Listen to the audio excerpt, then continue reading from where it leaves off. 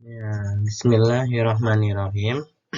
Assalamualaikum warahmatullahi wabarakatuh. Apa kabarnya teman kelas 4 hari ini? Semoga kalian sehat dan senantiasa dilindungi oleh Allah Subhanahu wa taala. Amin. Alhamdulillah ya teman-teman, kita dapat bertemu lagi di pekan ini. Mbak Rizky berharap kalian tetap bersemangat untuk menuntut ilmu, walaupun belajar secara daring atau online. Ya, untuk pekan ini kita akan membahas temanya yaitu tentang hewan. Dan subtemanya tentang hewan berdasarkan habitat, jenis makanan, dan perkembangbiakan. Nah, yang pertama tentang habitat. Nah, habitat adalah tempat hidupnya. Pertama, hewan yang hidup di air. Hewan yang hidup di air biasanya memiliki alat pernapasan sendiri, yaitu insang. Alat pernapasan ini biasanya terdapat pada ikan. Kemudian yang nomor dua, hewan yang hidup di darat. Hewan yang di darat bernapas dengan paru-paru dan memiliki bulu. Kemudian yang nomor tiga, hewan yang hidup di air dan di darat. Hewan yang hidup di air dan di darat biasanya disebut dengan amfibi. Biasanya bernapas menggunakan paru-paru dan menggunakan insang atau kulit. Kemudian berdasarkan jenis makanan. Yang pertama, herbivora. Hewan herbivora adalah suatu kelompok hewan pemakan tumbuhan yang biasanya tidak memiliki gigi taring yang tajam dan bertahan hidup dengan memakan tumbuhan yang ada di sekitar mereka. Kemudian karnivora. Hewan karnivora adalah suatu kelompok hewan yang makanannya sebagian besar adalah daging, baik dimakan hidup-hidup ataupun daging dari hewan yang telah mati. Kemudian omnivora. Hewan omnivora adalah suatu kelompok hewan yang sumber makanannya adalah tumbuh-tumbuhan dan hewan lain. Jenis ini sering disebut juga sebagai dengan hewan pemakan segala. Ya, kemudian berdasarkan perkembangbiakan. Yang pertama, ovipar. Ovipar adalah hewan yang berkembang biak dengan cara bertelur. Kemudian vivipar. Vivipar adalah perkembangbiakan dengan cara melahirkan atau beranak. Kemudian ovovivipar. Ovovivipar adalah cara perkembangbiaknya hewan dengan cara bertelur dan beranak. Untuk materi pembelajaran matematika pekan ini kita akan membahas yaitu tentang sifat-sifat operasi hitung matematika. Ya, sifat-sifat operasi hitung matematika. Secara umum terdapat 3 sifat operasi hitung dalam matematika, yaitu komutatif, asosiatif, dan distributif. Ya, yang pertama, komutatif atau pertukaran. Ya, operasi hitung yang memenuhi sifat komutatif menghasilkan hasil yang sama, walaupun letak bilangan yang dihitung saling ditukarkan. Ya, operasi hitung pada bilangan yang memenuhi sifat komutatif adalah penjumlahan dan perkalian. Ya, sifat komutatif pada penjumlahan. Ya, sini contohnya coba A ditambah B sama dengan B ditambah A. Ya, contohnya 1 ditambah 2 sama dengan 2 ditambah 1. Ya, hasilnya tetap sama ya, teman-teman.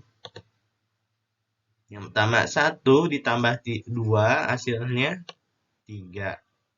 Lalu kalau dibalik 2 ditambah 1 hasilnya tetap 3. Ya, seperti itu ya, teman-teman. Kemudian, sifat komutatif pada perkalian. Nah, A dikali B sama dengan B dikali A. Ini contohnya, 3 dikali 2 sama dengan 2 dikali 3. Nah, hasilnya sama ya, teman-teman. Walaupun angkanya dibalik. Nih, yang pertama, 3 dikali 2 hasilnya 6. Lalu kalau dibalik, 2 dikali 3 hasilnya 6. Nah, walaupun angkanya ini ditukar, tetapi hasilnya tetap sama. Ya, sifat komutatif tidak berlaku pada pengurangan dan pembagian. Ya, kok kenapa ya? Pengurangan dan pembagian tidak berlaku pada komutatif. Ya, seperti ini coba contohnya. 5 dikurang 4 sama dengan 4 dikurang 5. Nah, 5 dikurang 4 hasilnya 1. Tapi kalau 4 dikurang 5 hasilnya minus 1. Ya, dari sini berbeda ya teman-teman. Kalau 4 dikurang 5 hasilnya minus 1. Tetapi kalau 5 dikurang 4 hasilnya 1. Kemudian yang pembagian. 8 dibagi 2 sama dengan 2 dibagi 8. Nah, kalau 8 dibagi 2 hasilnya 4. Tetapi kalau 2 dibagi 8 maka hasilnya 0,25. Malah menjadi pecahan desimal. Ya, dari sini kita bisa lihat ya, hasilnya sama, hasilnya berbeda. Ya, kalau pembagiannya hasilnya berbeda nih. Coba teman-teman perhatikan. 8 dibagi 4 hasilnya 8 dibagi 2 hasilnya 4. Kemudian 2 dibagi 8 hasilnya 0,25. Ya, maka pengurangan dan pembagian tidak berlaku pada sifat komutatif. Ya, berarti sifat komutatif tidak berlaku pada pengurangan dan pembilangan. Tetapi yang memenuhi sifat komutatif adalah penjumlahan dan perkalian. Ya, selanjutnya kita akan membahas asosiatif atau pengelompokan. Operasi hitung yang memenuhi sifat asosiatif menghasilkan nilai yang sama, walaupun tanda kurung atau pengelompokan ditukarkan. Operasi hitung pada bilangan yang memenuhi sifat asosiatif adalah penjumlahan dan perkalian. Ya, supaya lebih paham lagi, kita akan masuk ke contohnya. Yang pertama, sifat asosiatif pada penjumlahan. A ditambah B ditambah C. Tambah dengan A ditambah B ditambah C. Nah, kalau seperti ini, yang dikerjakan itu yang di dalam kurung dulu ya. Yang di dalam kurung dulu. Ya. Kalau seperti ini berarti yang dalam kurung dulu ya, berarti yang dikerjakan A ditambah B ditambah C. Kalau yang ini A ditambah B. Nah, contohnya buka kurung 1 ditambah 2 tutup kurung ditambah 4 sama dengan 1 ditambah buka kurung 2 ditambah 4 tutup kurung. Hasilnya tetap sama. Coba kita kerjakan dulu yang di dalam kurung. 1 ditambah 2 hasilnya 3. Kemudian ditambah 4. Berapa? 3 ditambah 4, 7. Nah, coba kalau dibalik. Nah, kalau seperti ini yang di dalam kurung duluan ya, teman-teman yang dikerjakan. Nih. Berarti 2 ditambah 4, berapa hasilnya? 6. 6, lalu ditambahkan 1. 1 ditambah 6 hasilnya 7. Nah, walaupun yang dikelompokkan ini berbeda, tetapi hasilnya tetap yang dikelompokkan ini ditukar, tetapi hasilnya tetap sama. Nah, seperti contohnya ini, yang di dalam kurung 1 ditambah 2, tapi kalau yang ini 2 ditambah 4. Ya, seperti itu ya teman-teman ya. Ya, kemudian sifat asosiatif pada perkalian. Nah, yang dikerjakan ini dalam kurung dulu. 2 dikali 3 hasilnya 6. Lalu dikali 1 hasilnya tetap 6. Kemudian kalau yang ditukar, berarti yang di dalam 1 dikali 2 hasilnya 2.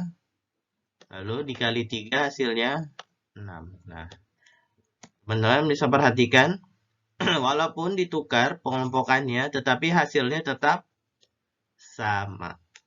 Ya, sifat asosiatif tidak berlaku pada pengurangan dan pembagian. Ya, contohnya kita kerjain dulu yang di dalam kurung. 7 dikurang 3 hasilnya 4. Lalu 4 dikurang 2 hasilnya 2. Ya. Lalu yang ini kita kerjain. Yang di dalam kurung dulu kita kerjain. 3 dikurang 2 hasilnya 1. Lalu 7 dikurang 1 hasilnya 6.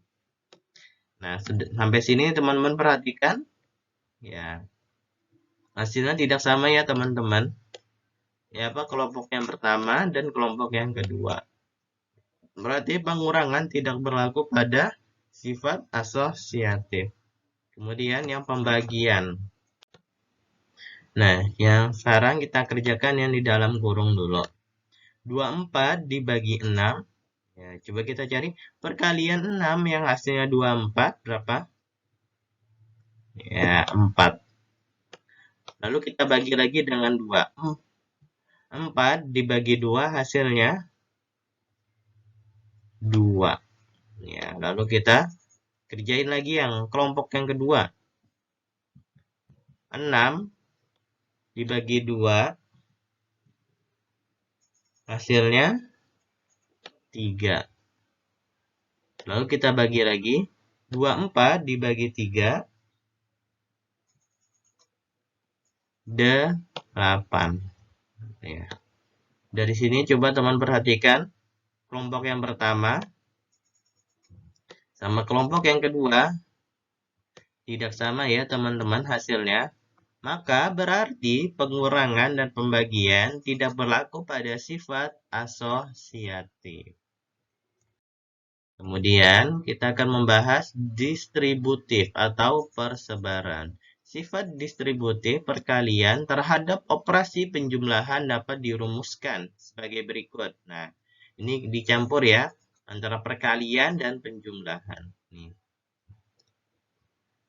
Nah, kalau sudah seperti ini, berarti yang kita kerjakan ya di dalam kurung terlebih dahulu ya, teman-teman. Ya, coba 2 ditambah 3 hasilnya 5. Lalu dikali 1 hasilnya 5. Lalu kita kerjain lagi ini. 1 dikali 2, 2. Kemudian 1 dikali 3, 3. Lalu kita tambahkan. 2 ditambah 3 hasilnya 5. Nah, sampai sini coba teman perhatikan. Hasilnya sama ya. Nih, yang kelompok pertama hasilnya 5 dan kelompok kedua hasilnya 5. Maka sifat distributif perkalian terhadap operasi penjumlahan dapat dirumuskan seperti ini ya teman-teman ya. Kemudian sifat distributif perkalian terhadap operasi pengurangan dapat dirumuskan. Ya, tadi yang pertama penjumlahan, kalau yang kedua ini pengurangan.